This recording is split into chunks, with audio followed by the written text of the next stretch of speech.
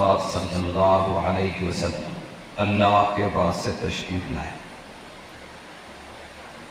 ہم نے یوں سمجھا کہ آپ ایک برکتی نبی ہے۔ مسلمان کی ایک سوچ ہے، نام آئے تو چوک لیتا ہے، نام آئے تو احترام کرتا ہے۔ لازمی چیز ہے کہ ہمیں احترام ہونا چاہیے، درود پڑھنا چاہیے، لیکن زندگی کے ہر مرحلے میں اپنا آئیڈیل اور نمونہ دوسروں کو بنانا ہے، یہ غلط ہے۔ زندگی کے ہر مرحلے میں ہمارے لیے نمونہ صرف حضرت محمد مصطفیٰ صلی اللہ علیہ وسلم کی ذات ہے۔ غم ہو یا خوشی ہو، ہر ایک کام میں ہمارے لیے نمونہ۔ اللہ تعالیٰ نے حضور صلی اللہ علیہ وسلم کو بنایا اور قرآن میں اس کا اعلان کیا، وَقَدْ كَانَ لَكُمْ فِي رَسُولِ اللَّهِ أُسْوَةٌ حَسَنَةٌ، بہترین نمونہ تمہارے لیے صلی اللہ علیہ وسلم نے پیدائش میں، نام رکھنے میں، تربیت کرنے میں، اسی طرح لڑکی لینے میں، نکاح کرنے میں، بچے پیدا ہونے کی ترتیب میں، زندگی گزارنے کی جو روش و طریقہ ہے اس میں خوشی منانا ہے، خوشی میں یہ دیکھو کہ ہمارے نبی نے کیا کیا، غم منانا ہے تو غم میں بھی جیسا ہم کو لگے گا یا جیسا سماج کر رہا ہوگا وہ ایسا نہیں کرے، ہم یہ دیکھیں گے کہ ہمارے نبی نے کیا۔ خلاصہ یہ کہ جس نبی کو ہم نے صرف ایک برکتی نبی سمجھا ہے، وہ برکتی نبی نہیں ہے صرف، بلکہ وہ ہمارے لیے ایک ڈاکٹر ہے، ایک معالج ہے، ایک حکیم ہے، بیماریوں کا علاج بتلانے والے۔ جیسے آج ہمارا معاشرہ بگڑتا جا رہا ہے، کئی بیماریاں ہیں، ایک تو یہ کہ نیند ہو گئی، ذہنی توازن بگڑ گیا ہے، ٹینشن بہت ہے، ڈپریشن بہت، اور پھر اس کے بعد ہمارے یہاں پر خود بے راہ رکھی مردوں میں بھی ہے اور ہماری لڑکیوں میں بھی ہے، حتیٰ کہ اللہ پر مذہب پر راضی نہیں، وہ اپنی دنیا کی معمولی ضرورتوں کے لیے مذہب کو بھی چھوڑنے تیار ہے۔ تو فرد سے لے کر جماعت تک ہماری جتنی پرابلمز ہیں، وہ پرابلمز ہم دوسرے طریقے پر حل کرنا چاہتے ہیں، حالانکہ کسی کے پرابلموں کو حل کرنے کے لیے قرآن حدیث لے کر حضرت محمد مصطفیٰ صلی اللہ علیہ وسلم آئے، لیکن ہم اس کو دیکھتے ہی نہیں۔ جیسے آپ صلی اللہ علیہ وسلم نے فرمایا کہ نکاح جلدی کرو، جیسے ہی بالغ ہو جاؤ نکاح کرو۔ مسلمان نے بالکل الٹا کیا، سب چیز جلدی کرتا ہے، نکاح لیٹ کرتا ہے۔ پھر آپ صلی اللہ علیہ وسلم نے فرمایا نکاح سادہ کرو، یہ زیادہ کرتا ہے، خرچہ زیادہ کرتا ہے، یہ ارمان نکالتا ہے۔ ارمان جنت پہ نکلے، ارمان دنیا میں نہیں نکلے۔ ماتش بدیہی لنفس و ترز الاعین، ارمان نکالنے کی جگہ قرآن کہتا ہے وہ آخرت ہے، جنت۔ تو فرمایا حضور صلی اللہ علیہ وسلم نے نکاح سادہ کرو، اور یہ بھی بتا دیا کہ خالی سادہ کرو نہیں، برکت چاہتے ہو برکت، تو آپ صلی اللہ علیہ وسلم نے فرمایا سب سے زیادہ برکت والا نکاح وہ ہے جس میں کم سے کم خرچ ہو۔ لو تو خرچ کم کرو، ہم الٹے ہو گئے، کرائے کا گھوڑا، کرائے کا ہاتھی لا کے ہم راجے مہاراجے لوگوں کی نقل اتارتے ہیں، لیکن حضرت محمد مصطفیٰ صلی اللہ علیہ وسلم کی سادی اور سستی سنت کو چھوڑ دیتے ہیں۔ پھر آپ صلی اللہ علیہ وسلم نے فرمایا کہ بنیاد اپنے نکاحوں میں تم دینداری کو بناؤ۔ دیکھیں ایک لڑکی اوڑھنی پہنتی ہے، وہ اوڑھنی کی مخالفت نہیں کرتی، ایک لڑکی نمازوں کی مخالفت نہیں کرتی، ایک لڑکی بے پردگی نہیں کرتی، اتنا کافی۔ کیوں بولے میں نیند پر نہیں چلوں؟ مولانا تم نے داڑھی نہیں رکھنا، تم نے ٹوپی نہیں پہنا، تم نے پینٹ شرٹ پہنا، اور میں ایسا نہیں کروں کہ میں ویسا نہیں کروں۔ اگر وہ یہ بات نہیں کرتی ہے تو وہ دیندار ہے۔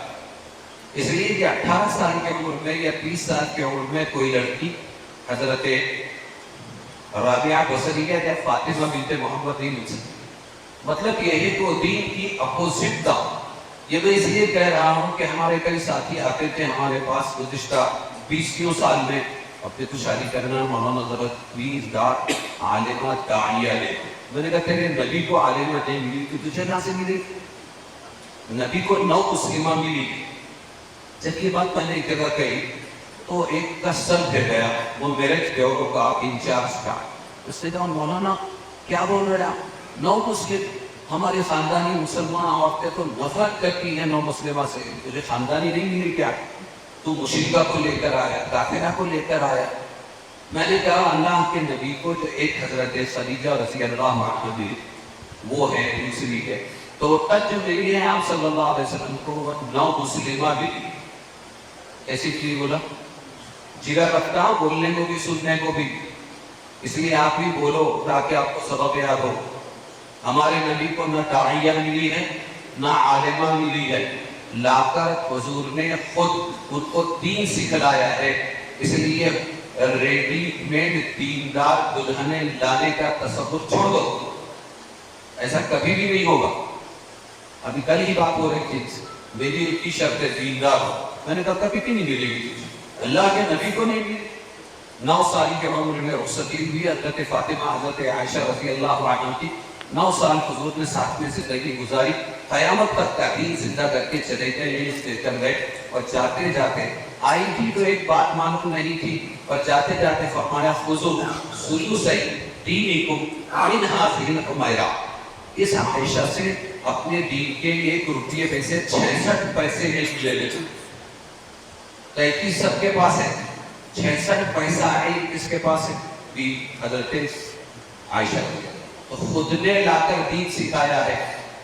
تو ہم تو مولانا صاحب دلہنیاں یا ہم غیر مولانا صاحب ہو، ہم کو دماغ میں یہ بات بٹھانا ہے کہ ہم نے فلیٹ ابھی پورا لیا ہے، اس کو کیسا اندر سے ڈیکوریٹ کرنا یہ ہماری اپنی مرضی پر ہے.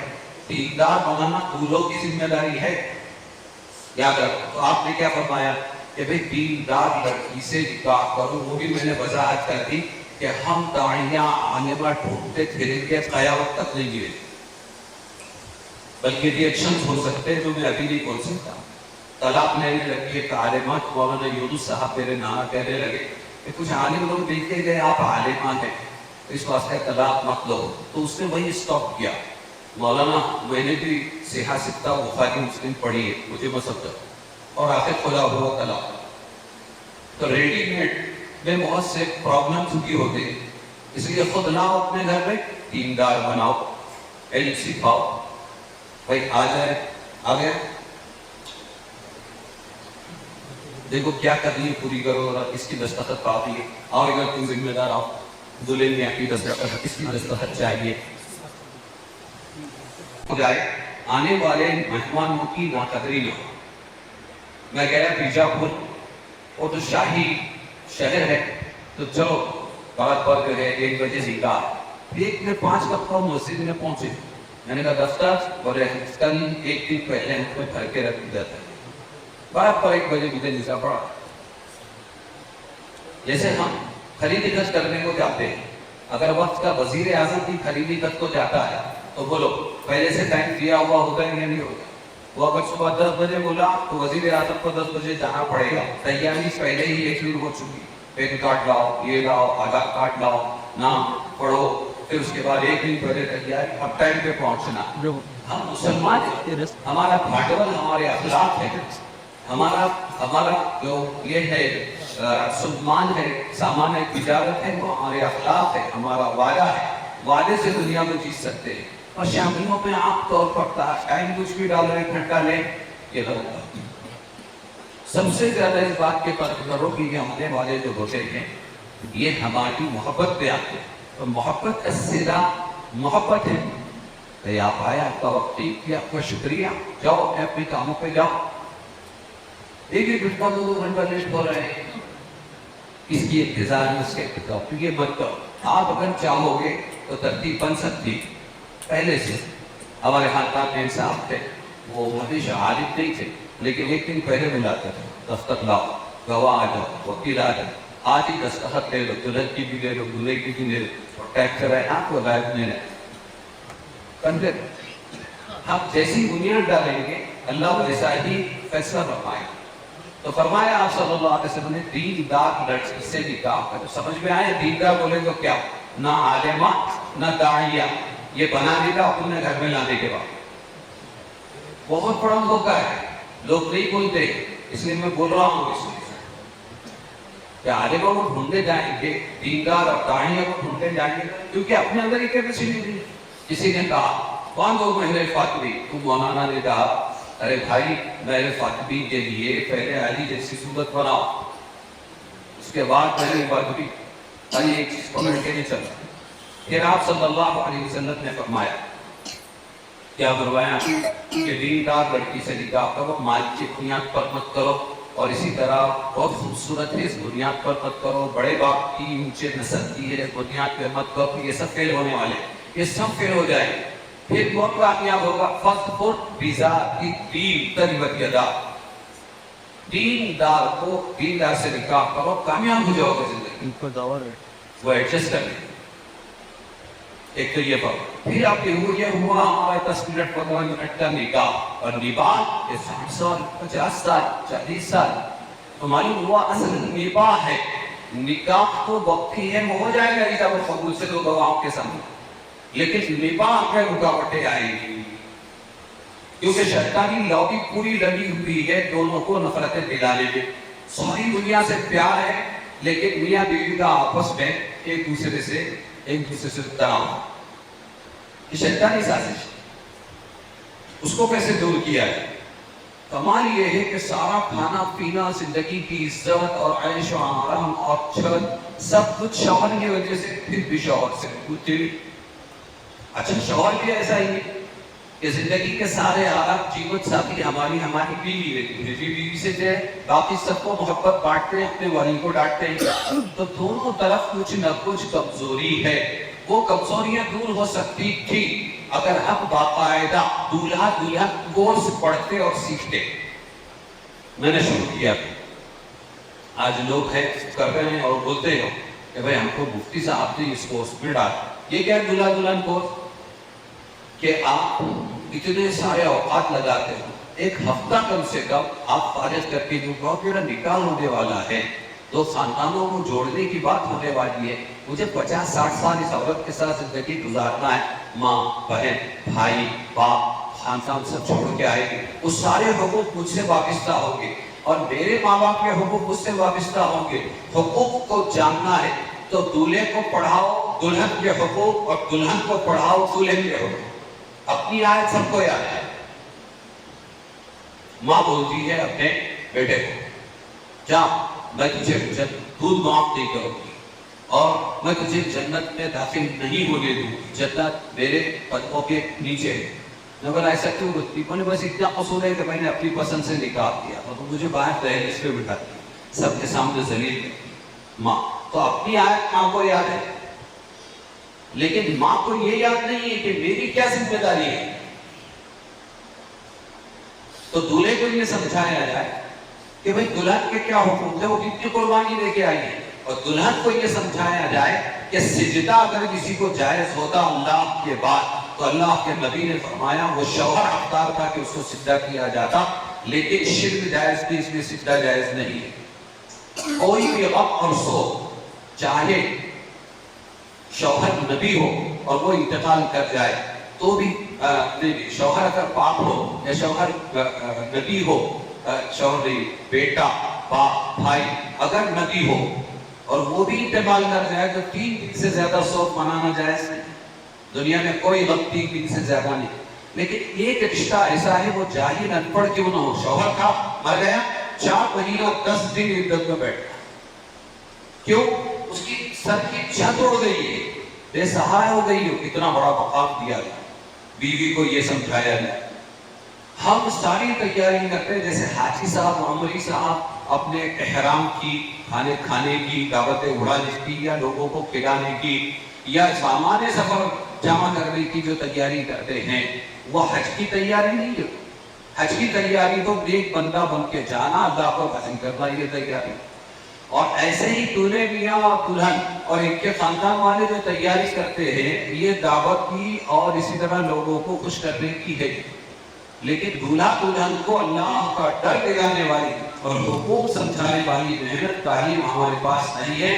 میڈیکل والا بیچارہ ایسا ہے کہ وہ ایک ڈپلوما لیتا ہے ضروری، تب جا کر وہ میڈیکل کر سکتا ہے، وہ میڈیکل چلا سکتا ہے، لیکن دولہا جو 50 سال کی ذمہ داری والی زندگی گزارنے والا ہے وہ بیچارہ ہے، وہ نہیں کرتا ہے یا ہمارا قصور ہے؟ انڈین وہ ہاں ہمارے خاندان میں ایک فرد کا آیا میرے پاس خوشی دے کہ 4 مہینے کے بعد میرا نکاح ہے۔ میں نے کہا بہت اچھا، کیا کرے گا 4 مہینے تک تو؟ بولے پھر 4 مہینے میں جاؤں گا جماعت کے اندر۔ اچھا کیوں؟ بولے ہر سال میں 4 مہینہ جاؤں گا۔ میں نے کہا بہت اچھی بات ہے، اس سال کو گیپ کر دے اور پھر 4 مہینے میرے مدرسے میں دے دے، تاکہ تو تجھے دولہا کیا ہوتا ہے، دلہن کیا ہوتی ہے اور ان کے حقوق کیا ہے وہ علم تو دوں۔ اتنے 4 مہینوں میں تجھے سمجھ میں نہیں آیا، پھر 4 مہینہ تو مجھے دے۔ اور رنگ کچھ ایسا چڑھا ہوا تھا کہ وہ بیچارہ نہیں آیا، پھر 4 مہینہ دے۔ بہت سی جگہ چوک رہے ہیں، آگے بڑھتے ہی ایک غلط موضوع ہے۔ تو آپ صلی اللہ علیہ وسلم نے فرمایا کہ دیندار لڑکی سے نکاح کرو، اور پھر اس کے بعد آپ نے پوری زندگی پریکٹیکل گزار کے بتائی بیوی کے ساتھ کیسے رہے۔ ہم چونکہ اللہ کے رسول کو قرآن حدیث کو نہیں سمجھتے ہیں، نہیں سیکھتے ہیں، تو پھر ہم زندگی گزارتے ہیں، لیکن کیسے؟ سماج کیا کر رہا ہے، رواج میں کیا چل رہا ہے، میری ماں باپ سے کیسے جھگڑے کر کے انگلی ٹیڑھی کر کے کیسے پیسے نکالتی ہے، میری اماں میری بہن کیسے اپنے شوہر کو الو بناتی ہے۔ جو سماج جو رواج میں چل رہا ہے بچے وہی سیکھتے ہوئے دیکھتے ہوئے بڑے ہو رہے ہیں۔ اس سماج و رواج کے طریقے پر پورا بدتر زندگی گزار رہے ہیں، جس میں ٹکراؤ ہے، حق کی پامالی ہے، اللہ کو ناراض ہے۔ ہر ایک کی چہری کمزوری بننے کے چکر میں ہر ایک دوسرے کو تیسا دکھا دے اور اس سے اپنا فائدہ اٹھانے کے چکر میں اللہ کا ڈر نکل چکا ہے۔ وہ اللہ کا ڈر لانے کی ضرورت ہے۔ تو اس ایجاب و قبول سے پہلے کہ میں نے نکاح میں دیا اور میں نے قبول کیا، اس سے پہلے یہ سمجھانا چاہیے کہ اس کے بعد اصل زندگی شروع ہوگی۔ 50-60 سال افراد کے حقوق کے ہوں گے اور پورے خاندانوں کے حقوق ہوں گے۔ آیت سامنے آئیں، جب دو مرد اور عورت نزدیک آئیں گے تو پھر آیت کھولیں گے۔ جب آیت کھولیں گے تو ان آیتوں کو نبھانا ہے، ان آیتوں کو اچھالنا نہیں۔ اور دولہے کو یہ سمجھایا جائے، دلہن کو یہ سمجھایا جائے، میاں بیوی راضی تو کیا کرے گا قاضی۔ یہ کوئی یہی کہاوت نہیں ہے، بلکہ اس کا مطلب یہ ہے کہ میاں بیوی نے بند کمرے میں جیسے ایک دوسرے سے مزہ اٹھاتے ہیں، ویسے ہی ایک دوسرے کی سزا بھی برداشت کرنا چاہیے۔ اور ایک عزتدار مرد اور عورت کبھی بھی اپنا دونوں کا معاملہ اپنی ماں بہن ہمیں خاندان کے سامنے نہیں لائے۔ تو پھر حاجی صاحب کیا کہیں؟ حاجی صاحب کو جھگڑے کے لیے بیٹھے، جھگڑے والے آئیں گے اور میاں بیوی نے آپس میں طے کر دیا، مجھے ذرا طرف تھا اس وقت میں نے الٹا بول دیا، معاف کرنا، میں بھی انسان ہوں، مجھ سے غلطی ہو گئی، آئندہ انشاءاللہ ایسا نہیں کروں گا۔ بیوی نے بھی یہی کہا کہ بھئی فلانے موقع پر میں ذرا چیڑ دیتی، یہ لوگ کا ٹیکسر غلط ادا کیا، فلانے امہ کو الٹا جواب دے دیا، انہیں بھی انسان نے معاف کر میں الٹا ایسا نہیں کروں گی، معاملہ حل ہوگا۔ یہ ہونا چاہیے۔ میری زندگی میں ایک واقعہ ہوا تھا، نیپال یونیورسٹی میں پڑھا تھا، ساس کی خبر کی بیٹی اور میری ماں وہاں کی، تو دونوں اتفاق سے جمع ہو گئے ایک کمرے، اور میری بیوی کو کیا ہوا پتہ نہیں، اس نے زندگی میں پہلی اور آخری مرتبہ مجھے الٹا جواب دیا۔ وہ چھپا لیکن وہ آرڈر سے چل اس میں تو لے گیا اس سے، میں نے کہا کیا بھی چلے، اب ایک کو مجھے نہیں بھی بول دیتا، انہیں مجھے لوگ سے کہا تھا میں بھی بول دیتا، تو ان ماؤں کے سامنے اپنی کیا عزت رہے گا۔ اس کے آنکھوں سے پٹ پٹ آنسو جاتی ہوئے اس نے کہا اس طرح ہماری زندگی کا سب سے بڑا جھگڑا ہے۔ اور بچے بولتے ہیں کہ بھائی ہمارے ماں باپ کو کبھی اونچا بولتے بھی نہیں دیکھا، ہوتے جھگڑے تو ہو رہا ہے کوئی چیز، اور یہاں مسلمان زندگی گزارا، ماں بہن ماں توڑ خاندان تیرے باپ تیرے ماں نے ایسا کیا کہ وہ خاندان کے ساتھ ایسا، اور پھر اس کے بعد چاہتے ہیں کہ محبت پیدا ہو، کہاں سے پیدا ہوگی؟ محبت تو برداشت سے پیدا ہوگی، اور مسلمان برداشت کھو چکا ہے، اس میں سب ہے برداشت نہیں، باہر کی دنیا میں ہو یا اپنے گھریلو زندگی کے، یہ تو نہیں اور وہ وقت کے اندر جا کے سیکھتے بچے، یہ تو ہم کو دیکھتے ہیں کہ ماں کیا کر رہی ہے، باپ کیا کر رہا ہے، ان کی جھگڑے کیسے پریشان ہیں۔ اس کا علاج کیا ہے کہ چلو پہلے نہیں سیکھا تو بعد میں سیکھو، پہلے نہیں سیکھا تو گیا نکاح، تو پھر ابھی کیا ہے لگ گیا ہے چلو تو تیاری ہو، تو یہ حاجی بننے کی کوشش کرو، ایسے ہی دلہا دلہن صحیح بننے کی کوشش کرو، موٹی موٹی دعائیں بھی کرتی ہیں، جیسے میں کہتا ہوں قرآن ڈھونڈے نہیں ڈھونڈے بسم اللہ پڑھا کر، بسم اللہ، کھڑکی بند کی بسم اللہ، دروازہ بند کیا بسم اللہ، اور پھر اس کے بعد حالانکہ ہر ایک کی بہت دعائیں ہیں، لیکن میں بسم اللہ بول رہا ہوں کیونکہ بسم اللہ ہی جائیں تمام دعاؤں کی، اور شیطان کی موت ہے، بسم اللہ شیطان کی موت ہے، شیطان کسی سے نہیں مانتا لیکن اس سے مانتا، کپڑے اتار رہے ہیں تنہائیوں میں بسم اللہ، تاکہ وہ دل نہ دیکھے، بیت الخلا میں جا رہے ہیں باہر پڑھو بسم اللہ، تاکہ وہ ہمارے اعضاء کو نہ دیکھے شیطان، انہو یراکم هو وقبیلہ من حیث لا ترونہ، اسے چہرے نہ دیکھے، ہم شلونا ربنا ہم ذات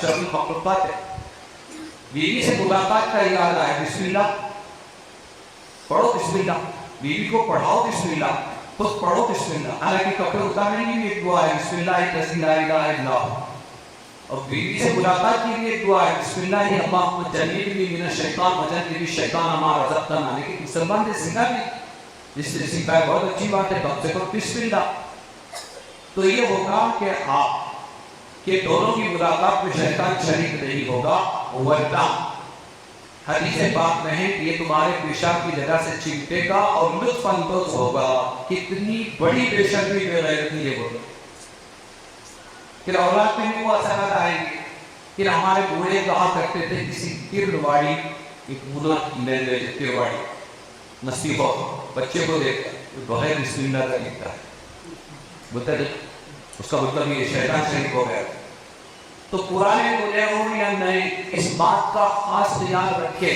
کہ گھر میں داخل ہونے بسم اللہ پڑھا کر شیطان یقیناً بلا کر بسم اللہ، اب یہ آداب ہے، اب جانوروں کی طرح ملاقات کرے جس میں رسول کا کوئی طریقہ نہ ہو تو جانور نہیں پیدا ہوں گے نا، اسی طرح ایک بات یاد رکھو، ہم اولاد مانگتے ہیں نا، اولاد دے خوبصورت اولاد، صرف بیٹا بولتا ہے بیٹی نہ، اولاد نہ، اولاد تو پیدا ہوتی ہے، بیٹا پیدا ہوتا ہے لیکن وہ باپ بن جاتا ہے، کیا بن جاتا ہے؟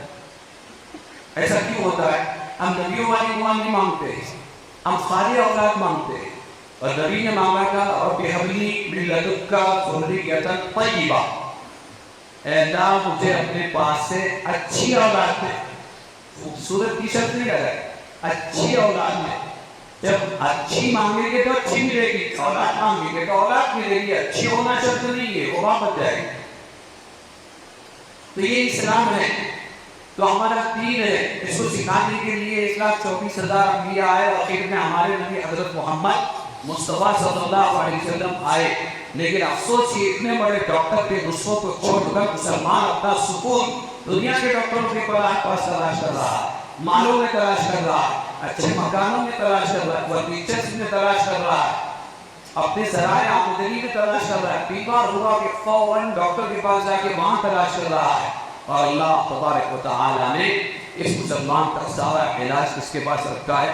حضرت محمد مصطفیٰ صلی اللہ علیہ وسلم، ہم نے ان کا غصہ چھوڑ دیا، ہماری دکان پہ نام تو لا الہ الا اللہ محمد رسول اللہ مسلمان کا ہے، وہاں دکان میں مال تو کون پڑا ہوا، اس سے ہم پریشان، اور معاشرہ کیسے ہے؟ دلہ ہے تو صاف ہوگا، ایک تو وقت پر نکاح ہوگا، وہ عالم بن رہے ہیں، ارے وہ ڈگری حاصل کر رہے ہیں، دین کی ڈگری ہو یا دنیا کی ڈگری، یہ نکاح میں رکاوٹ نہیں بننی چاہیے، کراٹ سے چلا میں پونا یہ لیے ایک زمانے پہ آج سے 10-15 سال پہلے اس کی پہ ہی آنا پڑا ہوتے، کوئی جگہ نہیں کہ ایک لڑکی بیٹھی تھی اور میں اس کے بازو میں بیٹھا، بیچ میں میرا پیر رکھا، پورے رستے میں ایک بات کی ہوئی، کون تو کہاں جا رہا ہے؟ وزیٹو تھی، اس نے کہا میں فلانی ہوں، پورا ہی رہنے والی ہوں، میرا میرے شوہر کا نکاح ہو گیا ہے، وہ کراتے ہیں، ہم 15 دن میں ایک مرتبہ یہاں آتے ہیں، ابھی ہم چھٹی گزار کے جا رہے ہیں، میں بھی روبی ہال میں پریکٹس کر رہی ہوں، ڈاکٹر ہوں، اور میرا شوہر بھی روبی ہال میں پریکٹس کر رہا ہے، مجھے فوراً ندامت ہوئی کہ اے اللہ یہ مشرکوں کو ہدایت مل گئی کہ وقت پر نکاح کرو، ڈگریاں بعد میں لیتے رہیں گے لیکن مسلمان کو ہدایت نہیں۔ یہ بیماریوں کی جڑ جانتے ہیں، تو معاشرے کو گندگی سے نہیں بچا سکتے اگر حضور کی طریقوں پر عمل نہیں کیا۔ تو وقت پر نکاح کرو، یہ چیزوں کو رکاوٹ مت بناؤ۔ مال ایک دوسری مصیبت یہ ہے کہ اللہ کہتا ہے نکاح کرو، مال ہم دیں گے نکاح کی برکت سے، اور الٹے ہو گئے کہ نکاح کیوں نہیں کر رہے ہیں، بچہ ابھی پیروں پہ کھڑا نہیں، یہ پیر ہے اس کے، یہ کیا ہے؟ پیر ہے۔ اتنے بیٹھے ان میں سے اکثر کو پوچھو نکاح کے لیے تمہارے جیب پہ کتنے پیسے تھے اور آج تم اتنوں کا خرچ چلاتے ہو۔ اللہ نے وہ نکاح کی برکت سے مان دیا، یہ قرآن ہے، وَأَنكِحُوا الْأَيَامَ مِنكُمْ وَالصَّالِحِينَ مِنْ عِبَادِكُمْ وَإِمَائِكُمْ إِنْ يَكُونُوا فُقَرَاءَ يُغْنِهِمُ اللَّهُ مِنْ فَضْلِهِ۔ وہ تم نکاح کرو، مال ہم دیتے، بے فضل سے اللہ تیرے یہاں سے دے گا۔ نکاحوں کی برکت سے مال آتا ہے، ہم برکت چاہتے ہیں لیکن حرکت یہ ہے کہ باہر کرے نکاح، ایسے نکاح سکون بھی نہیں، مال بھی نہیں، برکت بھی نہیں، کچھ نہیں۔ ایسے ہی ہم نے اور انہوں نے کیا علاج پیش کیا تھا، قرآن میں یہ نہیں کہا کہ یہ نکاح کرو، قرآن نے کہا 2 3 3 4 4 نکاح کرو عورتوں میں سے جو پسند ہو۔ تو ہی آیتیں بولتے نکاح، پہلے میں نے سنا ہے نکاح کراؤ اور یہ ہے نکاح کرو، تو اللہ کیا کہہ رہے ہیں 2 3 3 4 4 عورتوں سے نکاح کرو۔ اللہ کا لگتا ہے حساب نہیں کر سکتے، ٹھیک ہے رکھو کہ ان کا حساب ہے فواحد وہی کس تم اللہ تعالیٰ، اور اگر تمہیں یہ ڈر ہو کہ تم انصاف نہ کر سکو کہ فواحد تو ٹھیک ہے کر لو۔ یہ ہے انداز قرآن کا۔ ہم نے یہ بھی چھوڑ دیا ہے ہمارے لہجوں کے اندر ہماری زبانوں سے بدکار زناکار تو محفوظ ہے، اس سے دوسرا نکاح کر دیا بس وہ بدلا، صرف کو معلوم کیا گیا، پھر کو معلوم کر کیا، پھر کو معلوم کیا ہو، وہ بلانے نے کیا کیا، وہ بلانے نے کیا کیا، ارے نکاح کیا اس نے، شرافت کا سب سے بڑا ثبوت ہے، تقوی کا سب سے بڑا ثبوت ہے، من تزوج فقد استكمل نصف الدین فلیتق اللہ فی النصف الباقی۔ اللہ کے رسول صلی اللہ علیہ وسلم جس نے نکاح کیا وہ متقی ہے، تو جس نے دوسرا کیا وہ زیادہ متقی، اس نے تیسرا کیا وہ اس سے بڑا متقی، اور جس نے چوتھا کیا وہ اس سے بڑا متقی۔ نکاح کیا ہے نکاح، ہم زناکاروں کو تو بخش دیتے ہیں لیکن نکاح والے کی بدنامی کرتے پھرتے ہیں، تو اس کا نتیجہ بہت بڑا۔ ایک شہر طریقے ناموی ہوگا، 7 سال پہلے کی روایت ہے، میرے دوست ہے مولانا الیاس، انہوں نے کہا کہ بیچاری ایک بیوہ نے نکاح کر لیا، جوان تھی، بچہ تھا اس کے پاس، اتنا برا خاندان والوں نے اور اڑوس پڑوس والوں نے کوئی طلاق لے، اب وہ قرآن پڑھاتی ہے، 2 3 جگہ ٹیچر پڑھا قرآن پڑھا، میں نے نارمل لیا اس کو، چلو بہت اچھی بات ہے، قرآن پڑھا، کہنے لگے قرآن پڑھانے کی آڑ میں زنا کر رہا ہے، قرآن پڑھانے کی آڑ میں، اب وہ طرح سے یہ دیکھیں ہم مجرم یہ مسلمان ہیں، جتنے سے شریک ہو جاتے ہیں کسی کی بدنامی کے اندر، نکاح والوں کو بدنام کرتے ہیں۔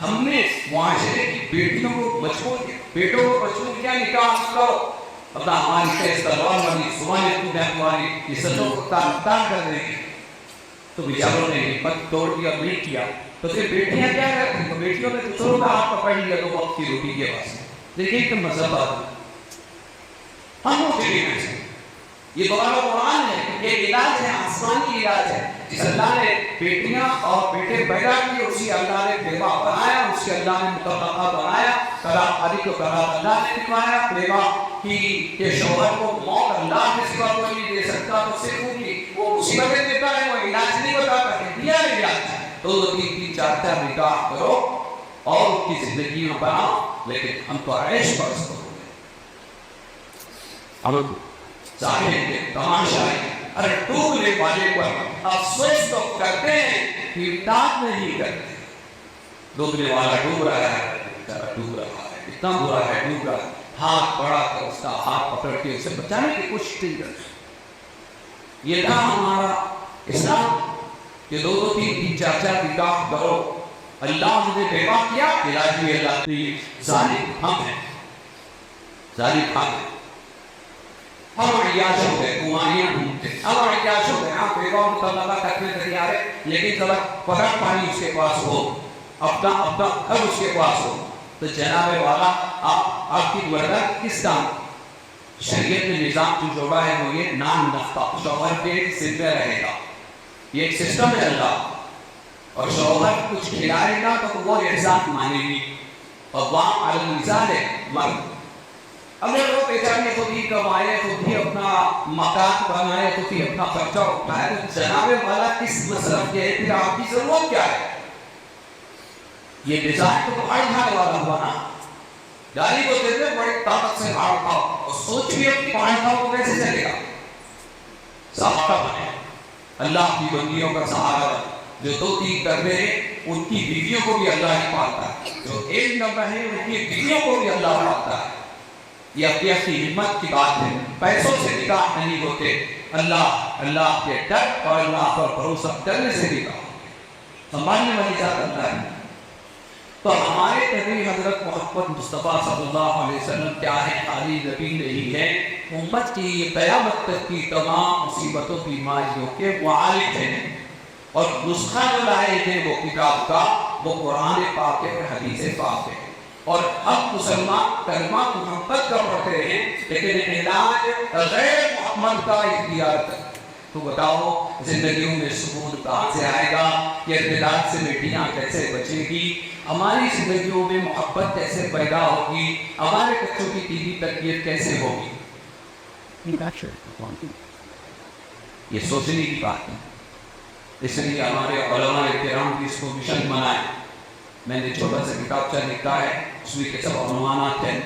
تو ادھر ادھر دینا بات کر یہ بتا کے قافلہ کیوں لٹا، مجھے تحسنوں سے گرا نہیں تیرے رہبری کا سوال ہے. علماء کیا کسی بھی ٹاپک لیتے ہیں، بیان بھی وہی کرتے ہیں، اور اسی طریقے پر اور بھی جو دین کے کام کرتے ہیں وہ وہی کرتے ہیں، وہی بختہ ہے اور بابی دوسرے کام. امت کے پیچھے ہو گئے، دین کے پچھاڑے مردہ ہو گئے ہیں. انا سنتی عند فساد امتی، اس پر عمل کب ہوگا؟ جس ٹاپک کو کوئی نہ چھڑے اس ٹاپک کو چھڑنا چاہیے. صحیح کے اندر تیرے گاؤں میں کسی مولانا نے مجھ سے اس پر بیان بھی نہیں سنا جو آج آپ لوگوں نے سنا ہے. بیان بھی نہیں کرتے. اور پھر لاکھوں کے مجمع میں جو تبلیغ میں چلتا تھا، عرصہ کے بعد میں نکاح کی نوٹس میں ہوتا رہا، سن لو کوئی سنانے والا نہیں ملے گا. یہ اللہ کا پیغام ہے. فَانْكِحُوا مَا طَابَ لَكُم مِّنَ النِّسَاءِ مَثْنَىٰ وَثُلَاثَ. رکھنا یہ بھی گیا کہ لڑکیوں کا مدرسہ تھا ساحل پر، اس کے جلسے میں بلایا گیا. مسجد ایسی کی مسجد میں ہم بیٹھے پر اور بازوں میں ایک اسپیکر تھا. وہ بلڈنگ کی اگر عورتیں تھیں، مجھے کہا آج کیا بات کروں کیا بات کروں کیا بات. تو اس دن بیان میرے دماغ سے نکل گیا.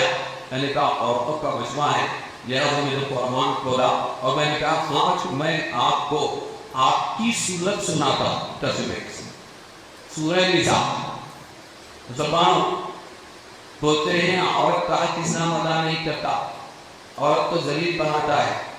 سورہ نساء عورتوں کی صورت اللہ نے نازل کی.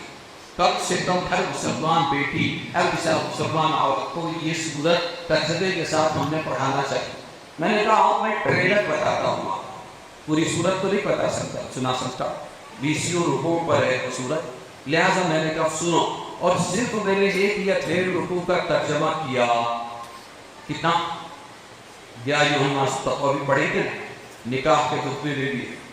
میں نے اس کا خالی ترجمہ کیا اور اتفاق سے یہ کہ تیسری آیت وہ ہے کہ 2 3 4 عورتوں سے میں تمہیں پسند آئے نکاح کرو. اس میں بیان کر رہا ہوں، میں اس کو سنا رہا ہوں.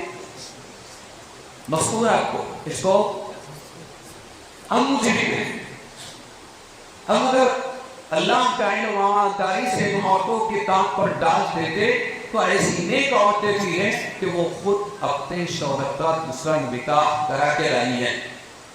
یہی تمہارے موقعوں میں میرے ایک شاگرد نے دوسرا نکاح کہتے ہو بنے میری یہ پہلی بیوی کو بچے نہیں ہوتے تھے، اس نے کہا چلو تمہارا نکاح کرا دینا. آج 2 یا 3 بچے ہیں. میں نے کہا اس کو بولنا میری دعا ہے اللہ مجھے ایک نہ ایک اولاد دے گا.